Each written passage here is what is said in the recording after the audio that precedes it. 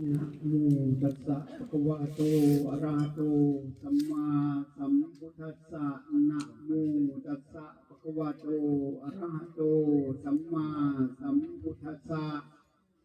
นะโมตัสสะภะคะวะโตอะระหะโตสัมมาสัมพุทธัสสะคารโวจะนิวะโตจะสันตุทิจะกตัญญูตากาเลนะธรรมสาวนังเอกมังคารมุตตมังอิโตปรังสักจังธัมโมโสตโพติปีณวรโอกาสนี้อาตมาจะขออาราธนาเอาสัจจุธรรมคำสั่งสอนขององค์สมเด็จพระชินวรสัมมาสัมพุทธเจ้าเพื่อมาชี้แจงแสดงธรรมแก่ทานสาธุชนผู้มีใจบุญทั้งหลายที่เดินทางมาจากที่ไกลและที่ไกลบ่ว่าภายในและต่างประเทศที่ได้เสียสละเวลาอันมีคุณค่าอย่างมหาศาล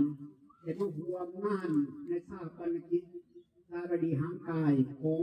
และทายในพระมหากองมีองค์ที่เป็นห่มผู้ห่มไส้ให้แก่พวกเขามาตลอดแต่มามื้อนี้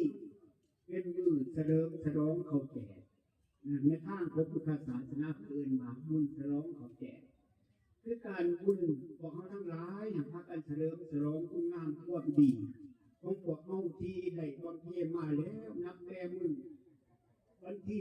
11เดือน6 2025มาหอดมื้อนี้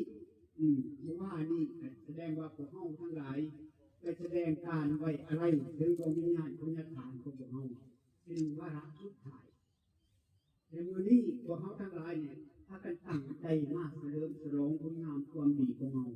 ก็อุทิศส่วนกองการกุศลดังกล่าวนี้ไปถึงดวงวิญญาณของผู้ที่มีอุปการะคุณทั้งหลายดังที่พระบาลีที่อาตมาได้กล่าวขึ้นไว้ในเบื้องต้นนั้นว่าคารโวจะนิวาโตจะสันตุทีจะกตัญญูตากาเลนะธรรมสาวนังเอตมังคารมุตตมังแกเป็นใจกว้างกว่าการที่เข้ารบต่อพระพุทธพระธรรมพระสงฆ์หนึ่งการที่มีความอ่อนน้อมต่อพระพุทธพระธรรมพระสงฆ์หนึ่งการที่มีความพอใจในสิ่งที่ตนมีอยู่หนึ่งการที่ผู้บุญคุณของผู้ที่มีอุปการะผู้หนึ่งและการที่พวกเขาทั้งหลายได้มาฟังคำสั่งสอนอันเป็นสัจจะธรรมคำสั่งสอนของพระพุทธเจ้าที่อาตมาได้อาราธนามาเราสู่กันฟังในข้าวคานีหนึ่งนับว่าเป็นมงคลอันสูงสุดในแก่พวกเขาทุกคนแต่ในที่นี้เรื่องพวกเขาเห็นคุณงามความดีพวกเขาเห็นมาเต็มที่แล้วแต่ว่าอาตมาอยากขอฝากหน่อยหนึ่งซึ่งที่ท่านนักปราชญ์บดีเพิ่นได้กล่าวไว้โดยเฉพาะอย่างหนึ่งเรามีพระพุทธองค์เพิ่นได้กล่าวไว้ว่าพวกเขาพากันสร้างคุณงามความดีจะเอิ้นว่าเฮ็ดบุญอันเฮ็ดบุญนี้พวกเขาทั้งหลายขอพากันเข้าใจเรื่องบุญซะก่อนเขาจังสิพากันรักษาบุญนั้นไว้ไสบุญนั่นแปลเขาว่าโดยเหตุแปลว่าการชำระจิตใจของเราให้บริสุทธิ์หลุดพ้องว่าโดยผลนั่นคือความสุขบริสุทธิ์หลุดพ้องคือบริสุทธิ์ทางไหนบริสุทธิ์คืออาตมาได้เราไปว่านี่แหละหมายมีความโกรธบ่มีความหายบ่มีความอิจฉาริษยาท่านบ่มีความเบียดเบียนกันและกันอันที่หนึ่งอันที่สองมีสิ่งตอนน้ำมีปลาตอนใหญ่แต่แบ่งปันกันเขาเอ่ยว่าแบ่งกันใส่แบ่งกันกินสงเคราะห์ซึ่งกันและกันอันที่สามเขาเอ่ยว่าโมหะคือความมืดนี่ความโมโหจักบาปความโมโหจักบุญนี่ก็พยายามกำจัดมันออกไปคือใส่สัมมาทิฏฐิเพื่อลบล้างมิจฉาทิฏฐิมิจฉาทิฏฐิเกี่ยวกับความเห็นผิดจากกองทัพสัมมาทิฏฐิเกี่ยวกับการเห็นถูกต้องตามกองทัพคือหูจักแล้วออกตัวเนี่ยโยมของเขาทั้งหมดนี่ผู้เข้าใจแต่ว่าทั้งเสือสติมันมากำหนดบุทันเมื่ออวิชชามันว่ามือมันเอามาขอบงำจิตใจของเขาดังนั้นที่ผู้ฝากออกตัวเนี่ยโยมว่าให้เข้าใจเรื่องบุญจะผลบริการที่พวกเขาทั้งหลายสิพากันสร้างบุญขึ้นนี้และหักษาบุญนี้ไว้ในตลอดไปกับผลของเขาเสร็จกันไหน เป็นกล่าวไว้มีเด้อมีสามข้อหนึ่งก่อนการเฮ็ดบุญจงให้มีความเดือดร้อนสองกำลังเฮ็ดบุญกับบ่ให้มีความเดือดร้อนสามหลังจากเฮ็ดบุญแล้วก็บ่ให้มีความเดือดร้อนตามมาภายหลังเพราะฉะนั้นพอพวกเฮาทั้งหลายพากันเข้าใจเขาใจเลยเตือนตัวเองอยู่ทุกเมื่อทุกยามบ่ให้สิ่งที่ความโกรธความหายความอิจฉาริษยาเกิดขึ้นในจิตในใจมามีความบุญความวายเมื่อเห็นแล้วจังซี่แหละพวกเขามีความสบายใจตลอดไปเป็นว่าบุญนี้ที่คนนี้จากพวกเขาไปบุญนี้ที่อยู่กับเขาตลอดไปอันนี้กันเกิดมาพวกเขาพากันมาสร้างบุญสร้างกุศลไว้ตลอดไปเพราะว่าเขาใช้วิธีเฮ็ดบุญก่อนคนอื่นว่าการเฮ็ดบุญคือการเฮ็ดความดีหาว่าผู้วิธีหันวิธีการเป็นมีสององค์ดีตัวนี้เขาเอ่ยมาต้องผู้วิธีเขาเอ่ยมาผู้วิธีคือเป็นไรหนึ่งคนเอ่ยว่าความไม่ความเดือดร้อนอีกก่อนเฮ็ดสองกำลังเฮ็ดความมีความเดือดร้อนสามเฮ็ดไปแล้วความมีความเดือดร้อนอันนี้เขาเอ่ยมาผู้จักวิธีเฮ็ดบุญคันเฮ็ดมาแล้วเขาประจมอีกผมมันก็บ่ได้ได้บุญของเขาเฮียเอิ้นว่าเปรียบเหมือนคนเขาขาเดินทางไกลที่อยู่ผู้น้ำที่มีคนหัวในที่สุดเนี่ยก็บ่มีหยังเหลือขาดเลยครับว่าคนที่ถือผู้เรียกว่าหรือผู้ที่เต็มไปผู้เต็มน้ำที่คนมันหัวเดินทางไกลในที่สุดแต่บ่มีหยังเหลือขาดมันว่าให้พวกเฮาเฮ็ดบุญบ่เป็นแต่สันติขอฝากให้ออกต้นญาโยมเด้อพวกเขาพากันนับได้เริ่มรู้จักทั่วมาได้พ่อแม่เขาแก่พวกเขานักปราชญ์บัณฑิต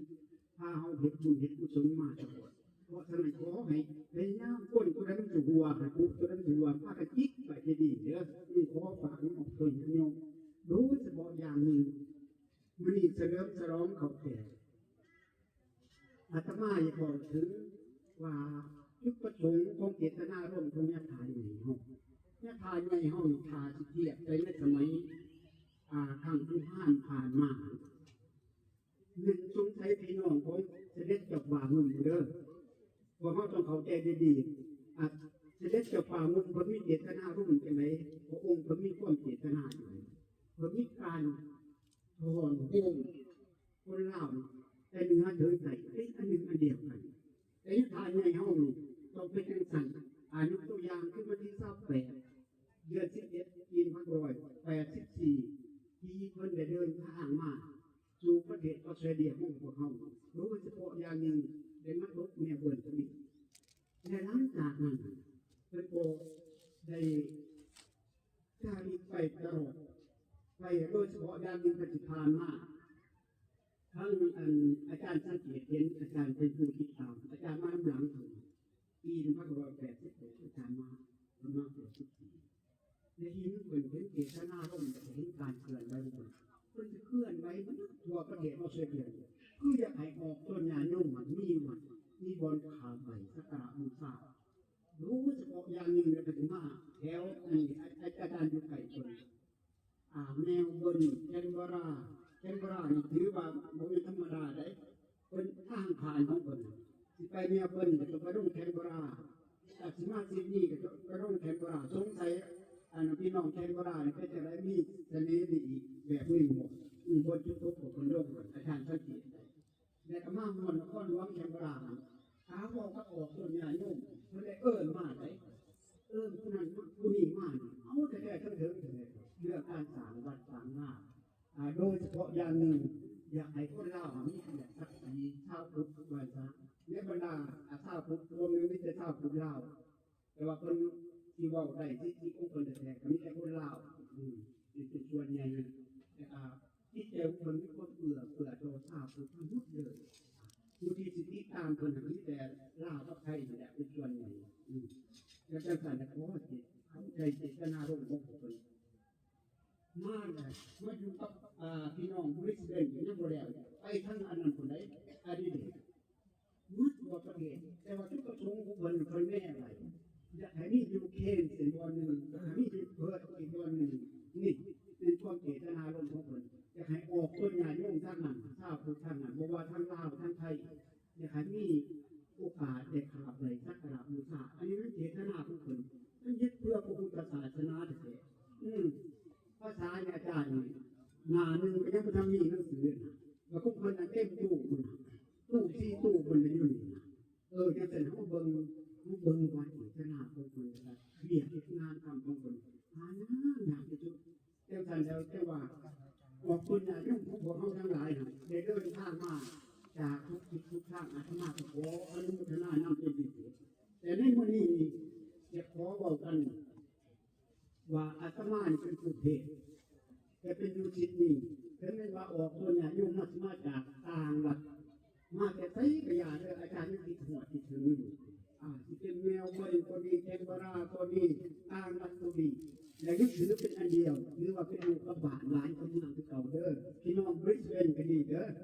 จะสบายอาจารย์เป็นคนที่นี่เลยเด้อถือว่าเป็นคนของตัวญาโยมมุดทุกหลักเด้อของข้าของข้ามุดทุกคนแต่มีอย่างก็บอกกันอาตมาก็จะพยายามบอกดีๆในสิ่งที่พระพุทธเจ้าคนเทศนาสั่งสอนคือเมื่อเราสู่กันฟังในข้าวคำนี้ให้หักให้แพ้กันรู้เฉพาะอย่างหนึ่งเดียวว่าเขาจะได้เดินทางมุดทุกคนเด้ออาบวิทยาทางในกองนี้ได้เดินทางเพราะว่าบาลีเป็นอัตถะเลยสัพเพสัตตามรันติจามริงสุจามริสาเลตัเทวะหังมริสามินัตติเนเตถะสังตยุสมาธิให้บุญคนตายจะเป็นพุทธโลบายสอนคุณยังให้เข้าใจเพื่อจะได้คนที่กำลังตายอยู่มือนี้ก็มีหลายตายมาแล้วหมดก่อนก็มีหลายแต่ก็จะตายอีกไม่ขาดนาก็มีหลายพวกเขาก็จะตายเช่นเดียวกันดังนั้นก็ต้องสงสัยเลยดังนั้นขอออกตัวใหญ่มันฆ่ากันต่างอุกต่างใจเยี่ยมช้าชนไหวสิ่งที่เขาจะเอาไปกับเขาไหนเด้อคือให้ท่านะท่าชิ้นเจริญเมตตาภาวนาแต่ว่าชิ้นจะปากจะแทนคือชิ้นหาเด้อขอฝากกับคนนั้นลงไว้ถ้าเกิดว่าพื้นฐานของความเป็นมนุษย์ของเขาจะได้เดินทางต่อไปถ้าผู้ใดหักษาชิ้นหาได้ชนะแสดงว่าของเขายังมีโอกาสที่จะเป็นผู้รุกคนจากความสุขใจหนึ่งบวกก็เลยว่าจะบวกขาดทรัพย์ทัศน์ชีวิตบวกทำลายตนเองบวกทำลายผู้อื่นสองสิ่งใดที่คนในของเขาอยากเอามาเป็นเด็ดขาดสามารถก็คอยหักเดียวแต่เดียวเพราะว่ามีหักแค่กันไปได้ทั้งอันที่สี่บุหายบอกตัวบุหายบอกเสียดสีบุหายบอกคำหนาบุหายบอกไม่จริงที่หาสละบ่ได้พอที่หาอันใดเป็นสิ่งมืดเมาอาจารย์ขอฝากอันของคุณญาโยมเด้อพอมีใครจะช่วยออกคุณญาโยมได้น้องน่าจากเขาเองเป็นผู้ช่วยเขาเองนี่พระพุทธเจ้าคนได้กล่าวเป็นบาลีไว้ว่ารับเป็นคาทิเปว่าธรรมังจเรสุจริตังนะตังสุจริตังพุทธจริตังจเรธรรมจารีสุขังเทติอัศมิโลเกปรัมพิจาเป็นกล่าวเป็นภาษิตว่าเป็นภาษาบาลีอาตมาที่มาบอกเป็นภาษาลาวสู่กันฟังเป็นประธานทั้งหลายจงพากันเฮ็ดให้กายวาจาใจสุจริตดีเว้นทั้งกายทั้งวาจาใจโบสุจริตโบสุจริตและบุคคลใดความดีไปทำยอมคุ้มครองคนนั้นยอมมีความสุขในโลกนี้และโลกนี้จะใส่ขอฝากออกคนญาโยมขออนุโมทนาสาธุการนำคณะสงฆ์ทั่วประเทศบวกภายในและต่างประเทศและก็ออกคนญาโยมภายในประเทศและต่างประเทศที่ได้เดินทางมารวมจากทุกทิศทุกทางมารวมบำเพ็ญตรงกายทุกส่วนในข้าวทางนี้ที่ขอแผ่ส่วนบุญส่วนกุศลต่างๆน้อมถวายแด่ดวงวิญญาณของยถานใหญ่ขอให้ดวงวิญญาณของยถานใหญ่อันบริสุทธิ์จงมารับทราบและอนุโมทนาทางนี้ในข้าวทางนี้นะครับสิ่งใดที่ออกตัวญาติโยมทั้งหลายหันได้บำเพ็ญมาแล้วที่ต้นวาทานให้ท่านักตาจินเจริญเมตตาภาวนานั้นก็ขอให้บุญกุศลดังกล่าวนั้นจงมาปกป้องคุ้มครองและเป็นภารวะปัจจัยตามตัวเขาไปทุกภพทุกชาติในท้ายที่สุดนี้พวกขลอยทั้งหลายก็ขออาราธนามีมุ่นดวงจิตดวงวิญญาณอันบริสุทธิ์ของญาติทานจงเป็นสู่ภพภูมิอันบรมสุขตามที่ญาติทานกำหนดไว้ต ตอนยังมีชีวิตนะ